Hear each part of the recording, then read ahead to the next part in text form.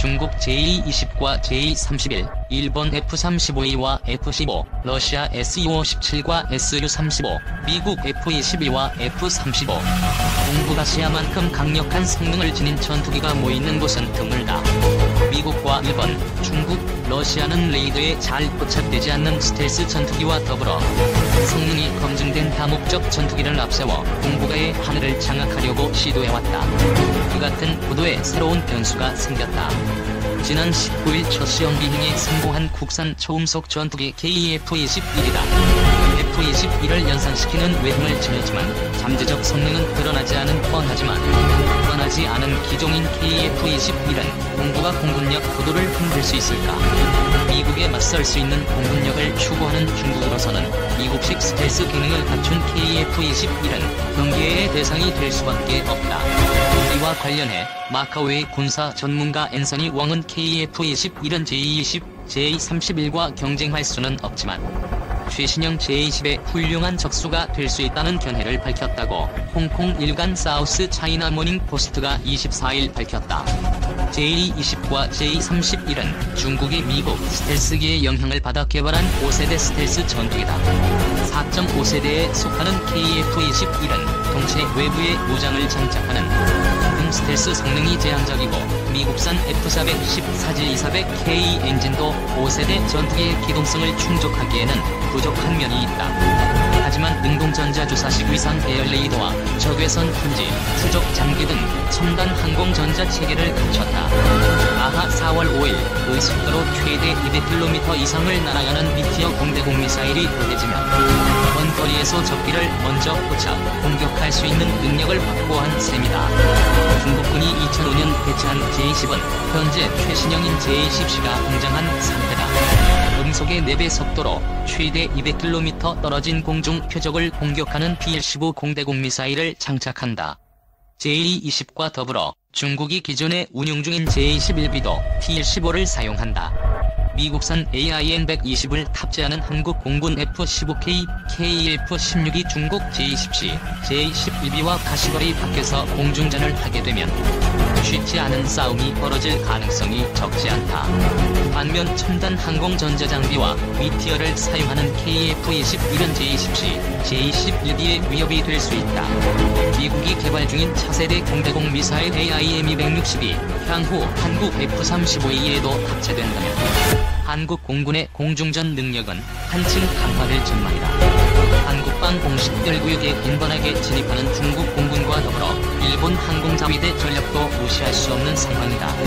1980년대 미국산 F-15J 220여 대를 도입했던 일본은 F-15J의 성능을 개량하고 자국산 공대공 미사일을 개발해 실전 배치했다. 강력한 대함 공격력을 갖춘 F-1을 미국과 공동 개발했다. AAM-5 공대공 미사일을 비롯한 항공 유도무기도 일부 국산화했다. 현재는 F-35A B 스텔스 전투기를 대량 도입하면서 영국과는 신형 공대공 미사일 개발을 추진 중이다. 한국 공군은 일본 항공자위대 기종과 비슷한 성능을 지닌 F-15K, KF-16이 핵심이다. 공군으로서는 F-15K에 장착하는 사거리 500km 이상의 타우러스 장거리 공대지 미사일로 대표되는 지상 타격력은 일본보다 크게 앞서 있지만 공중전 능력에서 일본의 확실한 우세를 확보하기가 쉽지 않다. KF-21은 일본 F-15J와 달리 개발 단계에서부터 AESA 레이더를 탑재. 항공전자 체계의 종합적 성능을 F-15J 대량형보다 더 높게 구현하는 것도 가능하다. 여기에 미티어가 더해지면 F-15J나 F-2 등에는 위협적인 존재가 될 가능성도 있다.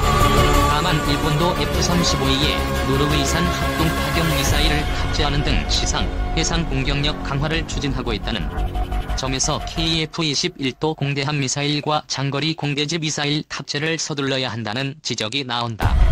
기술 축적 등을 위해 국내 개발을 추진하되 제3국 항공무장을 도입해서 KF-21의 초도작전 능력을 최대한 높인 뒤 국산 무장 개발이 완료되면 실전 배치하는 방안을 검토해야 한다는 주장도 나오고 있다. 현재 국내에서는 KF-21에 장착할 국산 항공유도무기 개발 움직임이 일고 있다. 지대공 미사일과 대함미사일 개발을 통해 관련 기술을 축적했지만 F-15K 등 미국산 전투기와의 체계 통합 문제로 한국 유도무기는 연구 개발이 제대로 이루어지지 못했다. 한국 공군이 사용하고 있는 AIM-120 중거리 공대공 미사일을 비롯한 미국산 미사일은 많은 나라에서 오랜 기간 사용되어 왔다. 신뢰성이 검증됐고 가성비도 우수하지만 레이더 주파수 등을 비롯한 세부 성능이 노출된 상태다. 미국이 AIM-120을 대체할 AIM-260을 개발하고 있지만 한국 공군에 배치될 시기는 가늠하기 어렵다. KF-21은 유럽 MBDA 미티어 공대공 미사일을 장착해 급한 불을 껐다. 하지만 일본처럼 국산 항공 유도무기를 개발해 운용할 필요가 있다는 주장도 많다. 현재 국내 개발이 거론되는 항공 유도무기는 장거리 공대지 미사일, 공대함 미사일 500파운드급 레이저 유도, 단거리 공대공 미사일, 전자기 펄스탄 극초음속 공대지 미사일, 장거리 공대공 미사일, 대레이더 미사일 500, 2000파운드 GPS 레이저 유도 등이다. 여기에 KF-21에 장착될 국산 중거리 공대공 미사일 등도 군 당국의 결정에 따라 연구 개발 대상에 추가될 수 있다.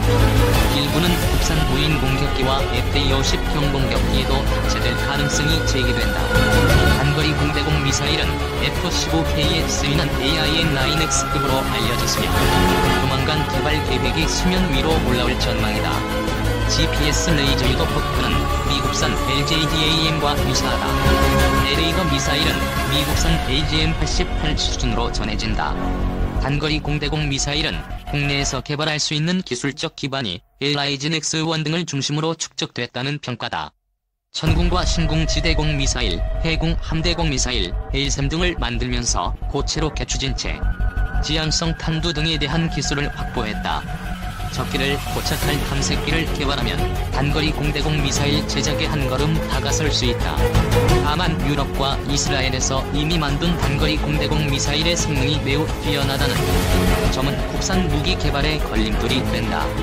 기존에 운용 중인 것보다 우수해야 경쟁 우위를 확보할 수 있기 때문이다. 현재 서방 국가 공군에서 쓰이는 단거리 공대공 미사일은 영국 아이스람, 독일 AIM-2000, 이스라엘 파이슨-5 등이다. 사거리가 20km 안팎에 달하며 명중률도 우수하다. 단순히 AIM-9X급을 만드는 수준을 넘어서 세계적 수준의 미사일을 개발해야 해외 시장에서도 경쟁력을 갖출 수 있다는 지적이 나오는 대목이다.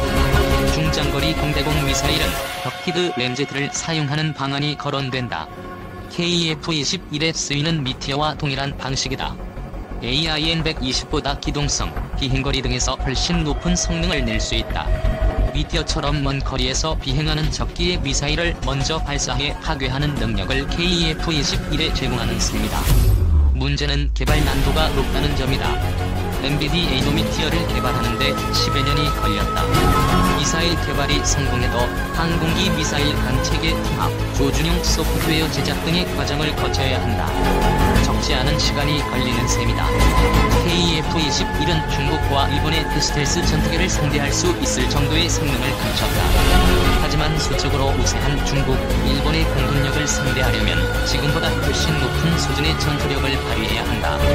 신형 항공 유도무기 장착은 적은 비용으로 전투력을 끌어올릴 수 있는 효율적 수단이다. 우수한 성능을 지닌 제3국의 항공 유도무기를 도입하면서 국내 기술을 활용해 KF-21과 FA-50 및 무인 공격기에 사용할 수 있는 유도무기를 자체 개발하면 국방과학기술과 공군력을 동시에 키우는 효과가 있다. KF-21이 동북아 제공권 싸움의 기면이 되려면 반드시 진행해야 하는 과정이다.